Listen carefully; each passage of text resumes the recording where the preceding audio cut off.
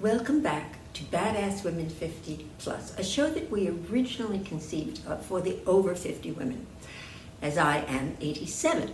But time has taught me that many of the issues that we face are less age-specific than originally thought.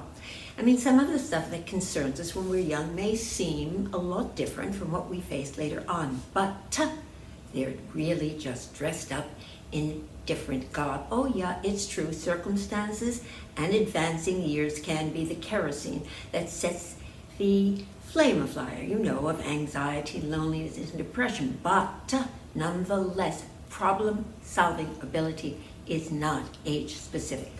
And this is the attribute that makes life always turn the corner and go uphill. Now, to make this point, watch how during lockdown, our very first guest, Alessandra Soto, in trying to get her peers to engage in an issue that troubles her, led her to this solution. My name is Alessandra Isabel Soto Avalos, and I'm here to talk about the environment. So, when you put garbage in the floor and grass, that makes our planet, it'll get really, really messy. And also, but if you clean up, then it won't be that messed up. So, all you have to do is just put garbage in the garbage can, and then everything will be all clean again. Okay? You just have to try your best, alright? Bye, everybody. See you other day. We are always faced with challenges, and it is our problem-solving skills that enable us to overcome. Now, I'm 87, my co-host Maria is less than half my age, and our first guest, as you saw, well, res ipsa loquitur. I wear many hats.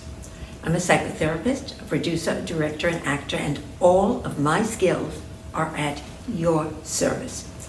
The subject of today's show is red flags, those pesky little signals that we ignore at our own peril that tell us that we are headed down the wrong road.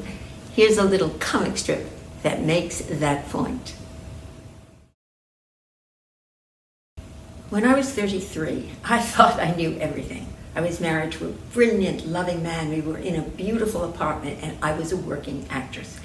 And then suddenly, my young husband died. It felt like the world had stopped, yet everything outside kept spinning, leaving me in a daze. And it was in this state of vulnerability that others saw an opportunity and went for it.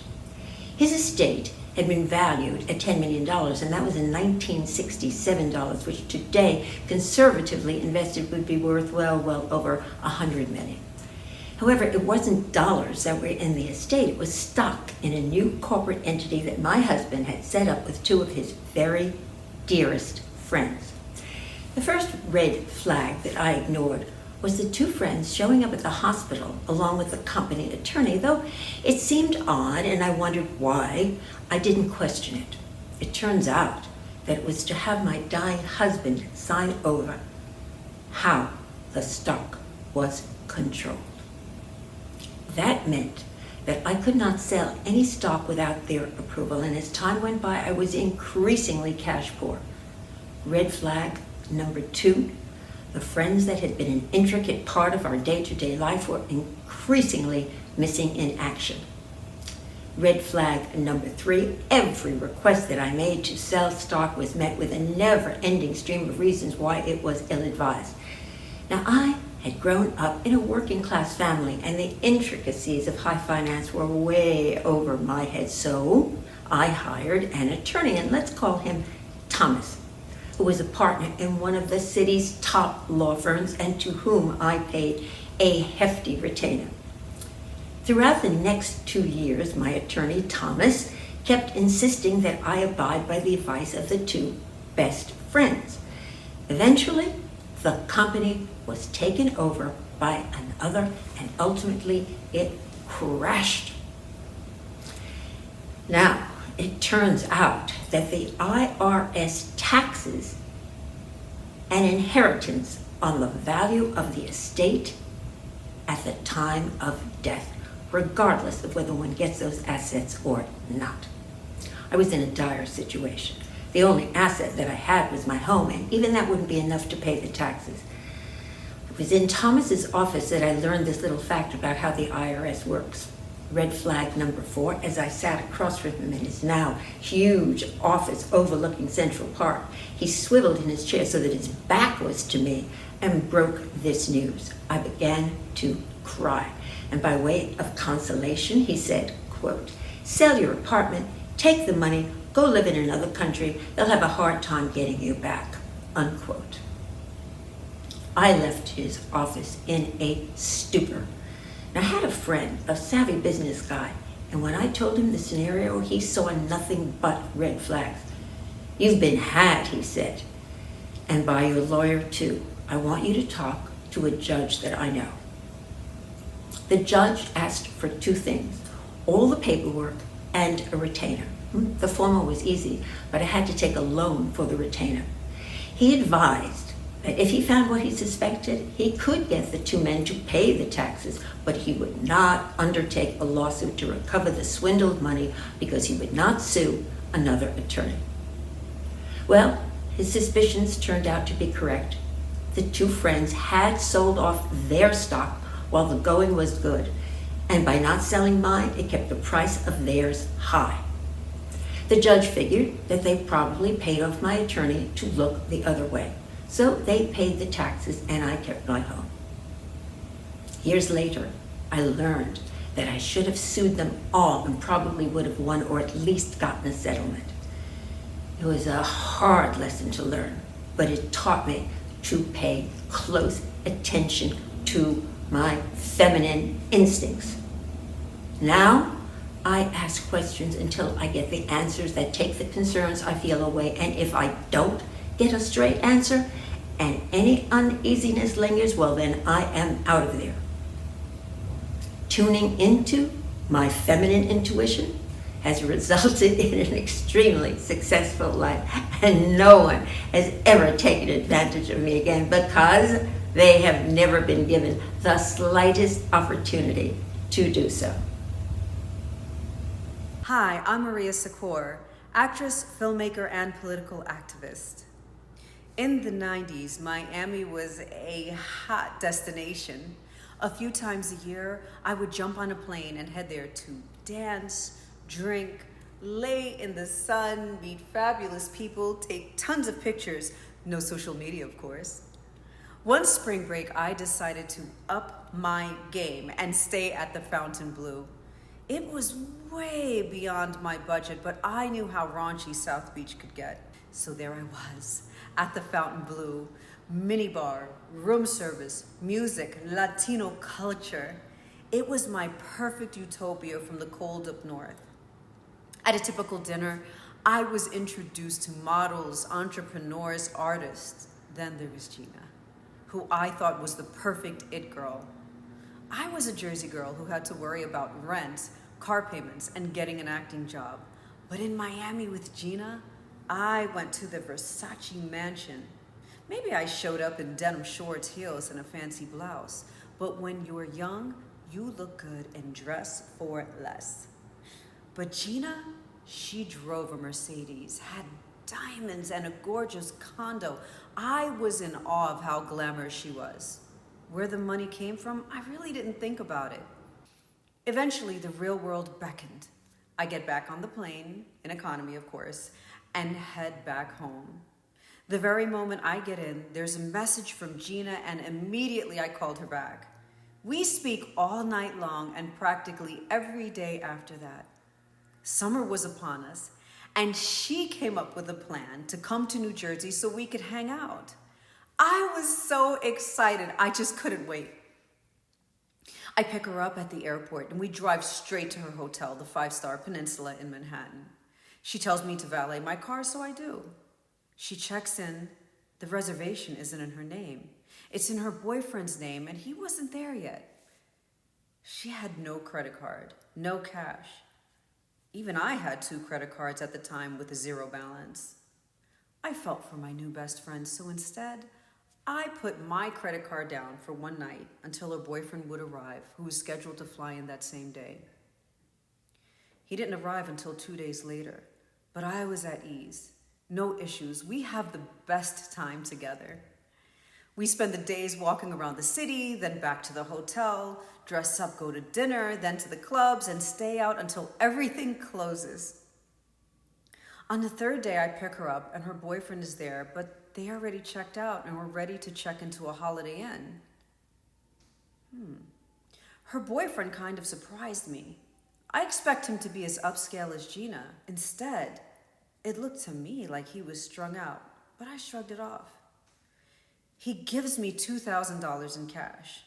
I say, this is too much money. He says, no problem, thanks for taking care of my Gina. I accept and tell him how wonderful she is and that it was my absolute pleasure. So that night we go to a steakhouse and he orders an elaborate dinner and a $600 bottle of wine. Again, all of this seems normal. When the check comes, I offer to pay my part. He refuses and pulls out a huge wad of cash.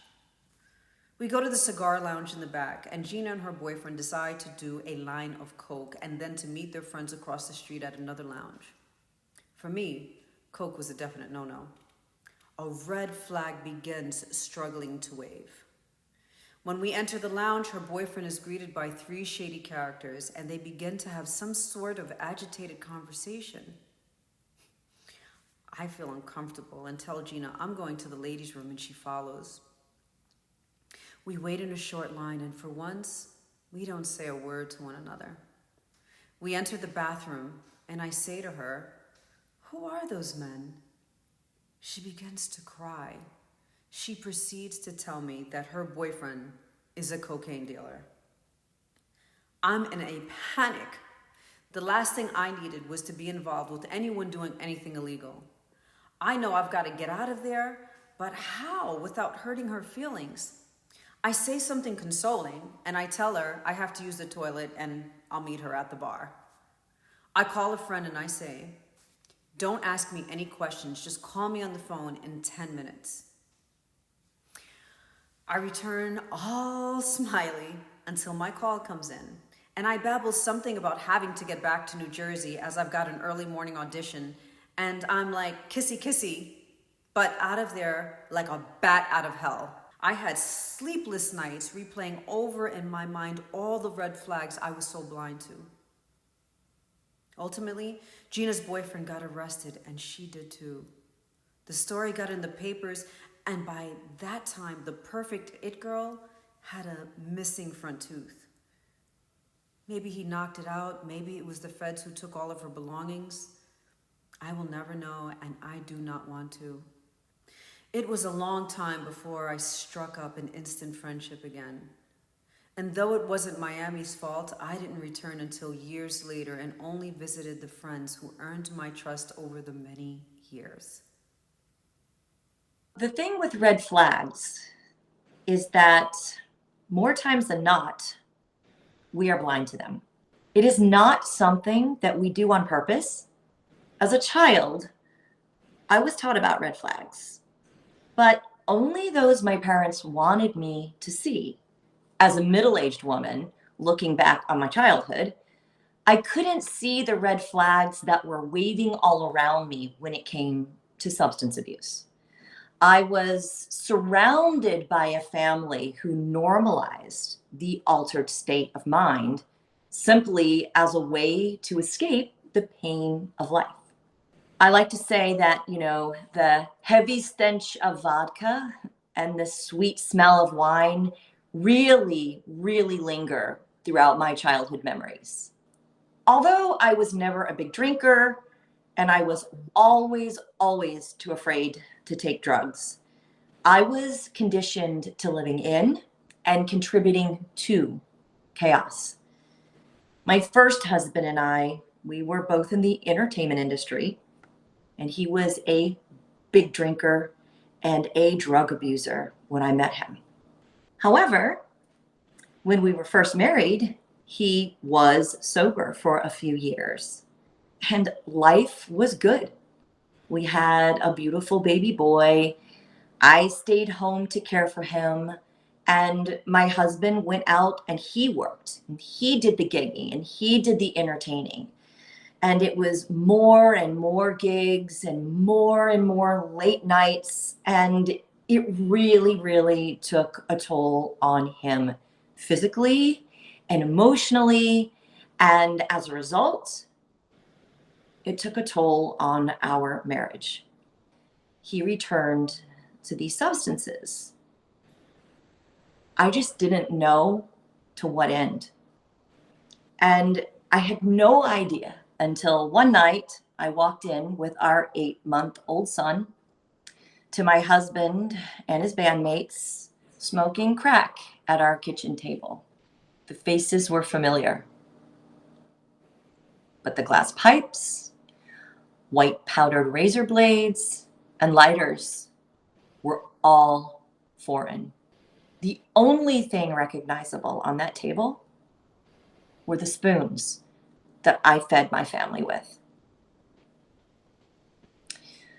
And a terrible, sick feeling washed over my entire body as the obvious began to take shape. The 4 men, one which was my husband, were silenced by my arrival. They looked up at me, and as I listened to the classic rock blaring in the background, it was muffled because all I could do was look at my little baby boy. I exploded. I said, "Get out of my house. Take your drugs and get out before I call the police." Listen, I was 22 years old speaking to these men that were old enough to be my parents. I was trying to save my husband. I was trying to save the life of my marriage. I was trying to save my son and the damage that it would ultimately impose on him. So they left. The guys all left. I put my son to bed, threw away the spoons that were caked over by residue, and called a rehab facility for my husband. That was really the first of many red flags that I was finally able to see flying right in front of me. But things are different for me today. 20 years later, I met my soulmate, my now husband, and love of my life. I believe that the red flags of our past truly prepare us for a better future. They become life's markers and keep us navigating down a steady course. My husband and I have been together just inside 10 years. And I did get my happily ever after. Addiction is incredibly painful. And on top of that, there is the massive social stigma that surrounds it. So for those reasons, family members and friends often turn a blind eye to what is actually going on, because sometimes it's just easier to pretend that there isn't a problem. However, doing so helps no one. Facing the addiction head on, as Jill did, allowed her to take control of her own well-being. She realized that her husband's addictions would not only damage him and her, but it would be damaging to their child. Now, people who love those in active addictions often find themselves having to deal with their own disorder, and that is known as codependency. By understanding this truth, you can make the changes needed. Unfortunately, as hard as Jill tried, recovery for her late husband wasn't achievable, but because she refused to drown along with him, she and her child have gone on to live a very happy life. Hello, my name is Gail Gensler. I'm a pro-aging fitness enthusiast. My goal is to change the narrative about aging through fitness and embracing a healthy lifestyle. I am here to inspire younger generations to not fear the years and to motivate my peers to never take their wellness for granted. I've always been athletic, and I just kept on doing different things as I got older. The more I looked, the more I realized that all brands were excluding people like me. And I thought to myself, maybe I'm onto something. And that started me on my journey. I do want to tell you about a story that I think is quite relevant. I had never heard the term red flag before in my life. And I actually sought some therapy as I was getting divorced because I had absolutely no idea how to handle what I was going through at the time. I really never focused in my life on getting married, but I thought it was love at first sight at that time. And I will say that much to my parents' dismay, I did get engaged very quickly and married shortly thereafter. I saw these red flags myself. We had discussions about his prior relationships and why those had failed. But of course, again, you always think you're different than all the prior women, and you're always looking to see your potential spouse in the best light possible. People did point things out to me, and I just forged forward. I got the first inkling that something was not quite correct somewhat early on into the relationship. We were living in an apartment that I had just bought right before I met him. And he had had a dream to always have a sports car. And I'm quite prudent and logical when it comes to finances. And I said, I just don't think this is the right time. I came to find out that behind my back, he went and he purchased this said luxury vehicle anyway and hid it from me. That was the first notch that he fell down in some of my admiration for him. As we then went on, I was realizing that there were things going on at his job, but he was always okay, and everybody else was always not okay. And as I would hear stories about what was going on with work, I started to see patterns. And the pattern was, I'm okay, you're not okay. And he subsequently got fired from that job. As we then went on, I was realizing that there were things going on. I did not know that he was shooting up steroids and doing things that would alter his personality. And I had just had my daughter.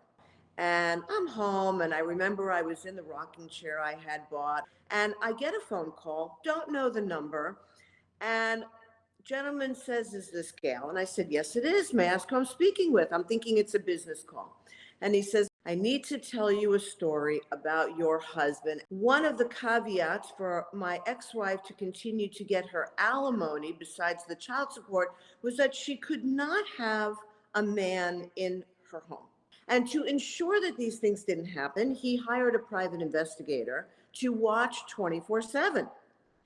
He called me to say that my husband was spending time at his former wife's house. And that phone call was the absolute end. As they say, it was the straw that broke the camel's back. When this final thing happened, as soon as my then husband walked into my apartment, I said, you can pack up every last thing that you have. This is 2 weeks after I've had my daughter, 2 weeks. And I said, you can now pack up every last thing. You can get out of my apartment, and I will have an attorney get in touch with you.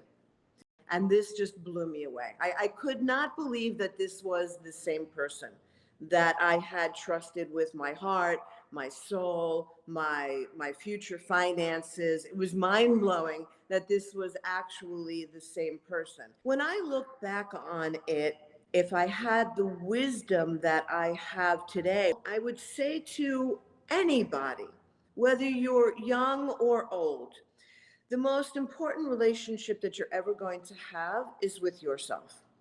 I believe that you will have the self-awareness to see the red flags.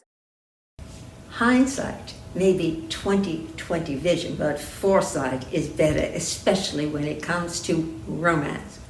As Gail so markedly pointed out, when a man consistently blames the other party for all his past breakups, you can bet the same thing is going to happen to you. Past relationship history is key to understanding a man. If he badmouths his ex, and if all the women in his past were crazy, watch out. That's a huge red flag, and it's waving right at you.